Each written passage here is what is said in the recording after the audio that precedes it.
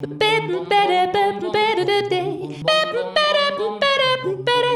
picante.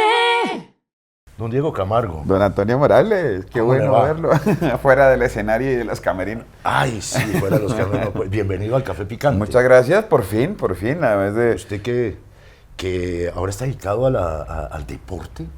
Imagínese, yo no sé por qué, pero por alguna razón me llamaron a presentar un programa de ESPN y yo mismo les decía, ¿están seguros que soy yo el que necesitan? Yo no tengo ni idea de deporte, a mí no...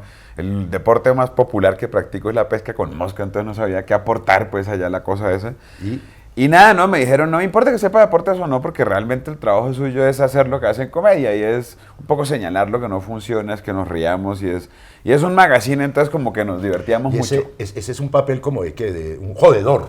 Más o menos, pero, y usted sabe más que nadie que incluso esa jodencia, Sí.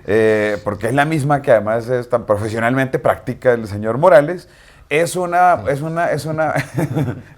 pero es una jodencia además que cae bien, que sienta bien porque es una jodencia medio constructiva, medio de esto no funciona, hagamos esto, deberíamos más por ese lado, señalar las vainas que no...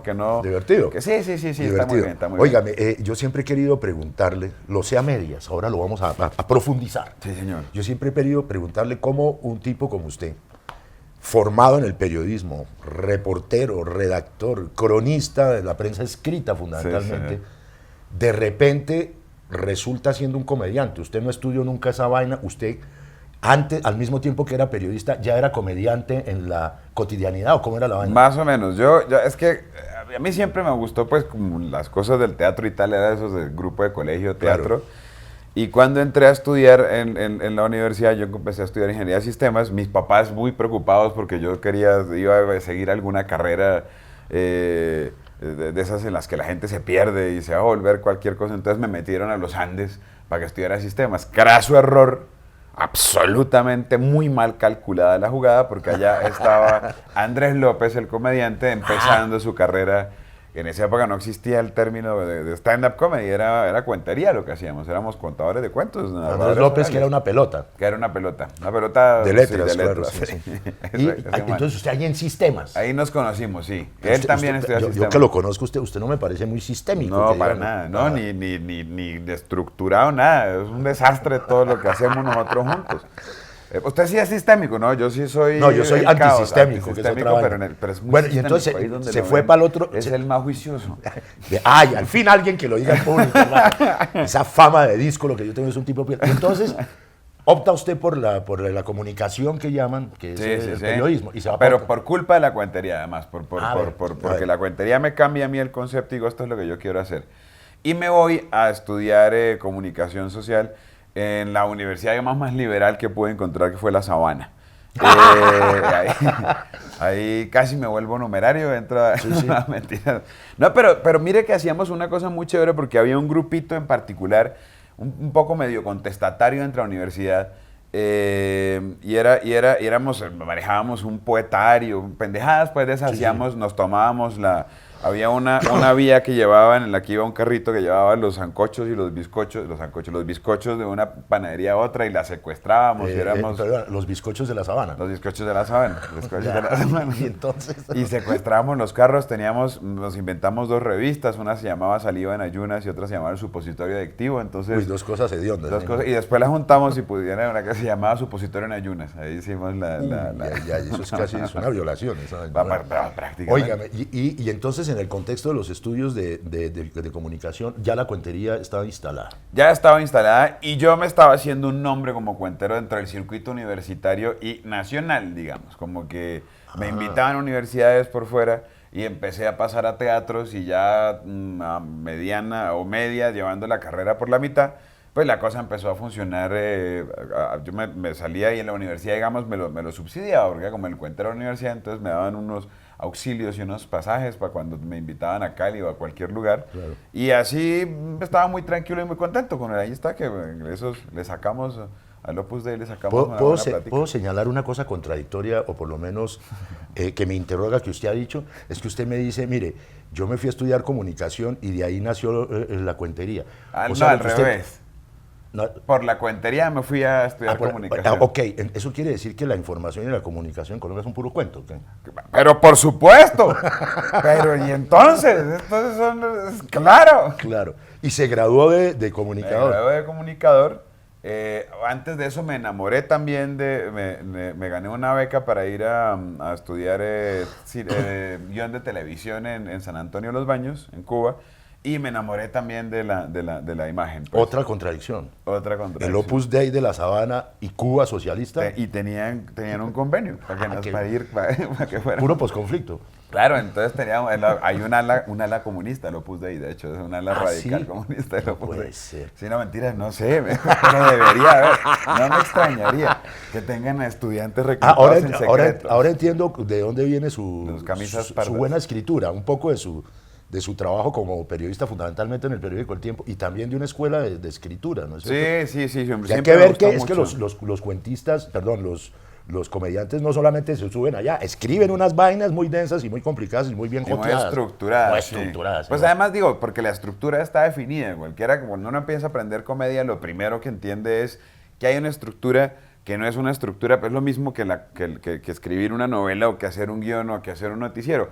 No es una cosa rígida, sino que haces porque así funciona. O sea, eso está diseñado, porque de esa forma funciona bien.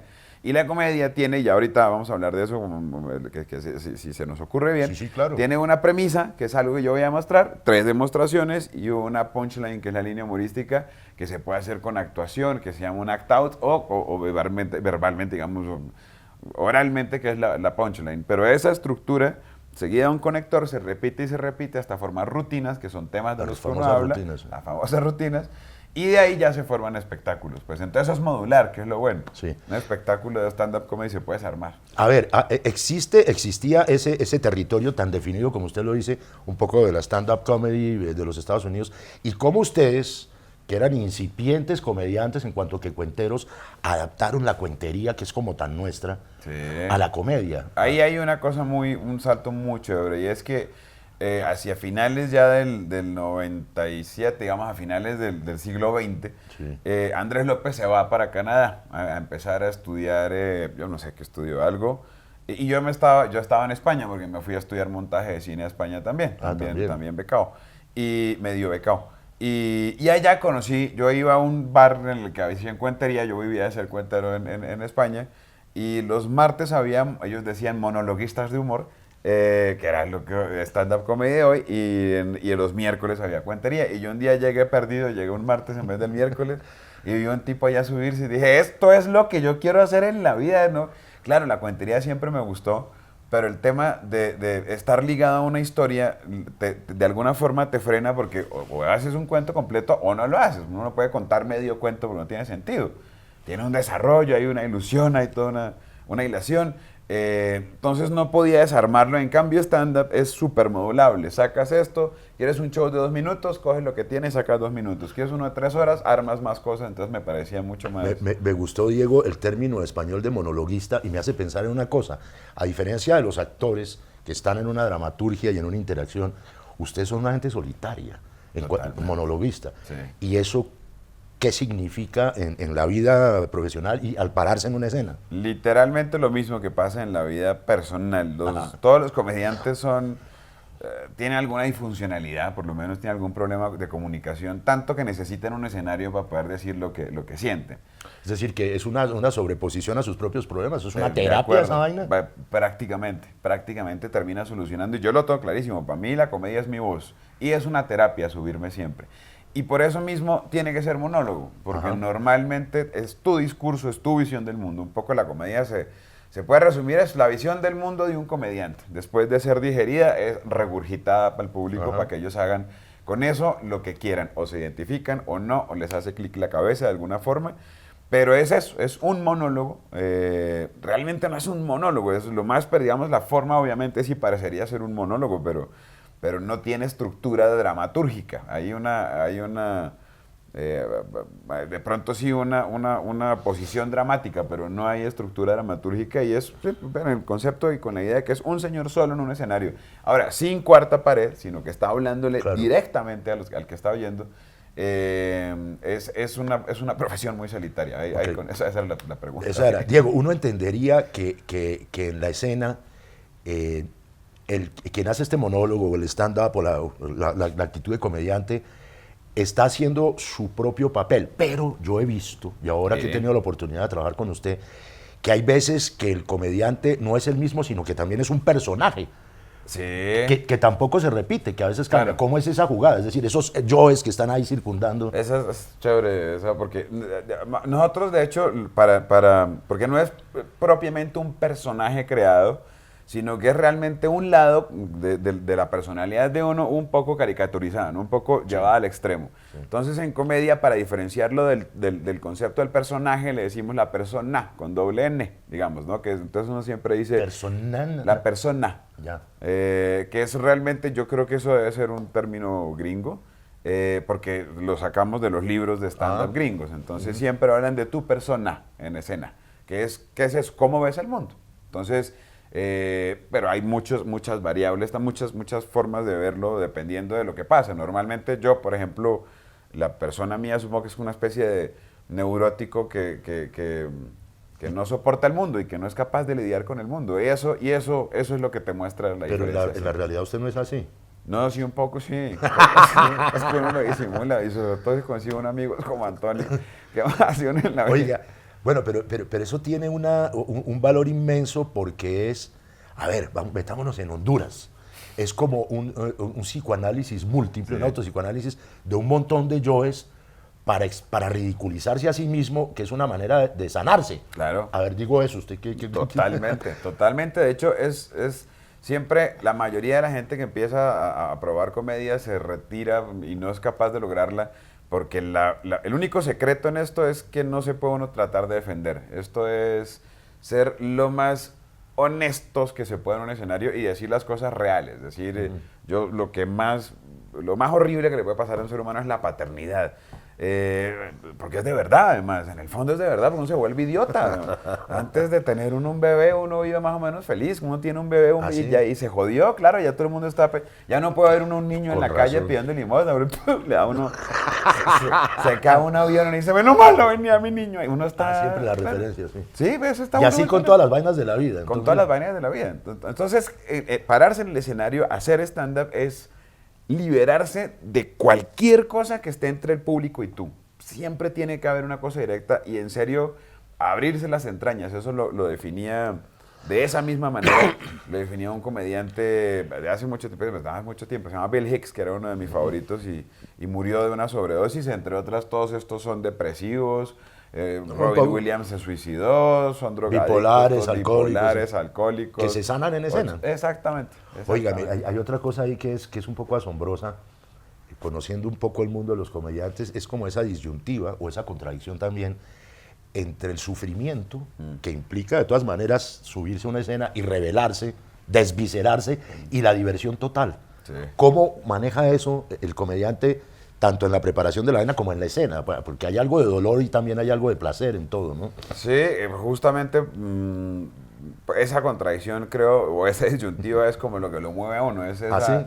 Claro, de hecho la risa, al principio se definía la risa, pero todavía no se podía definir por qué se ríe uno, qué mecanismo conduce a la risa, es un misterio, para mí por lo menos. Son muchos, ¿no? Pero claro, pero las primeras definiciones que había de risa era una vibración entre un estado de bondad y maldad. O sea, las cosas que se encontraban justamente en el borde entre lo bueno y lo malo, eso causaba risa, como una señora que se cae en público, ¿no? Entonces, en teoría, eso lo es más una fácil, tragedia. Claro.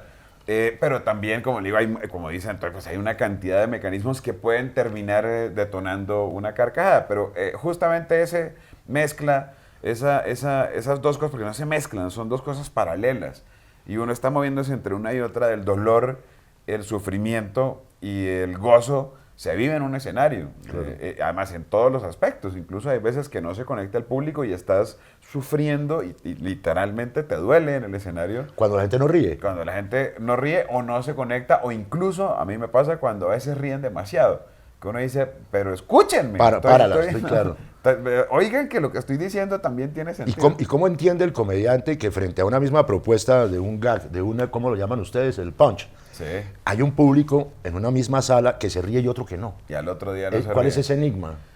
Yo creo que tiene que ver mucho pues son circunstancias ambientales, sin duda, por lo que hablábamos una vez, creo, en uno de los camerinos. Depende de lo que ha pasado en el día, depende de si yo cuando venía había trancón, depende de la señora taquillera, si la señora taquillera se demoró mucho en darte la boleta, ya entras de mal genio, no sé, hay una cantidad de cosas que terminan llevando a una disposición del público a reír o no. Hay un comediante que se llama Dani Hoyos, Suso, que decía, y lo dice, no me parece que sea tan, pero dice, la risa es un acto consciente, o sea, tú te ríes porque quieres reírte. Yo no estoy tan seguro de eso, pero sí creo que uno puede querer tener una disposición a reírse, o no tenerla. Yo creo que usted hizo una definición, a ver si lo malinterpreto, dijo que la risa era así.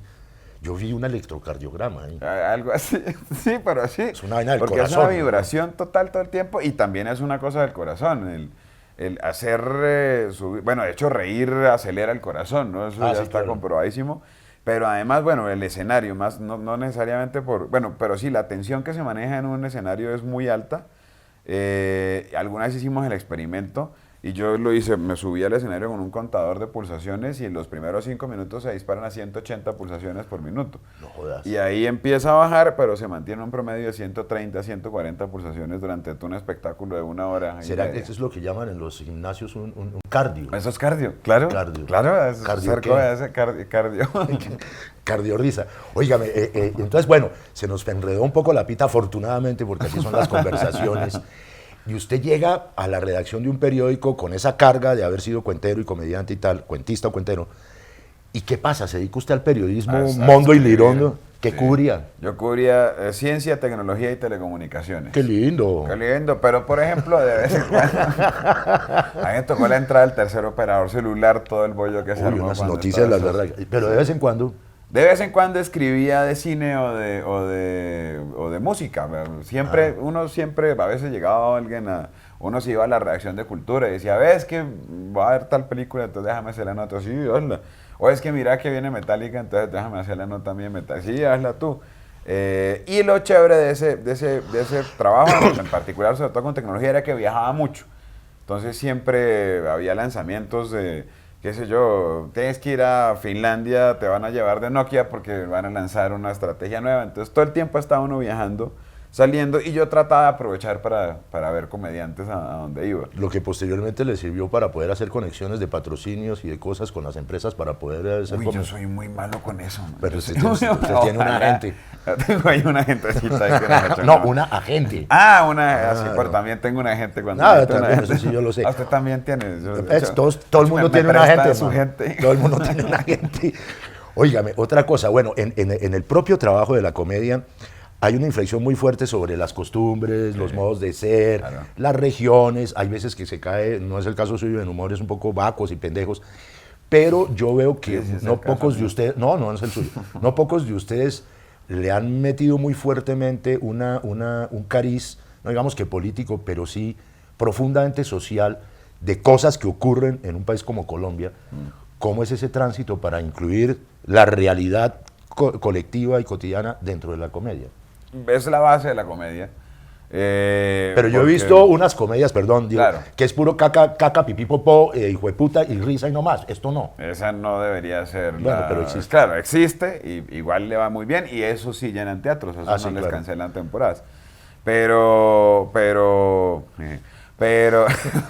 chiste interno.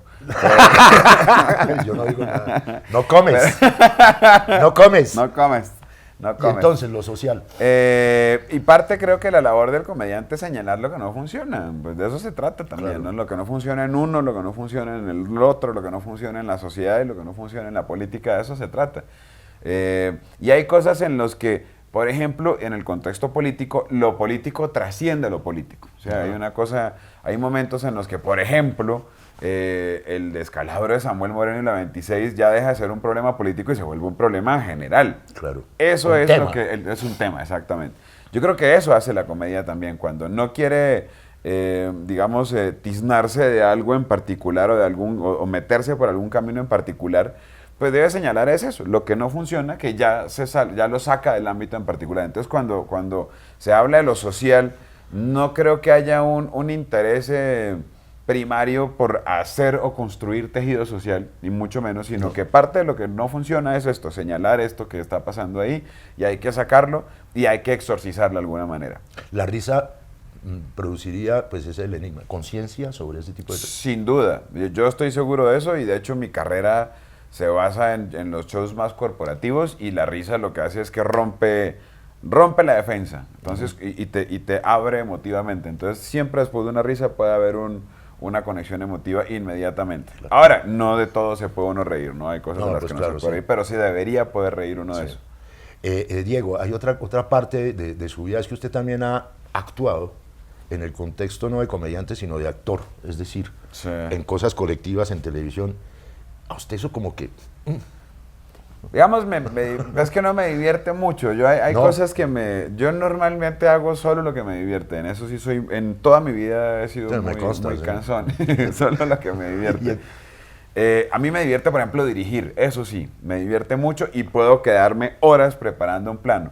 Pero cuando uno está al otro lado, cuando le toca esperar horas a que le preparen el plano, es aburridísimo. Y yo sobre todo tengo una cosa, y es que esas esperas a mí porque soy muy, de nuevo, vibra todo el tiempo. Entonces, cuando uno está esperando, me aburren mucho. Entonces, eso ¿No será que no le interesa a usted, franca y llanamente, la interacción en la escena, sino revelarse usted mismo con todos sus problemas y con todas sus virtudes? Es decir, no tener actores al lado.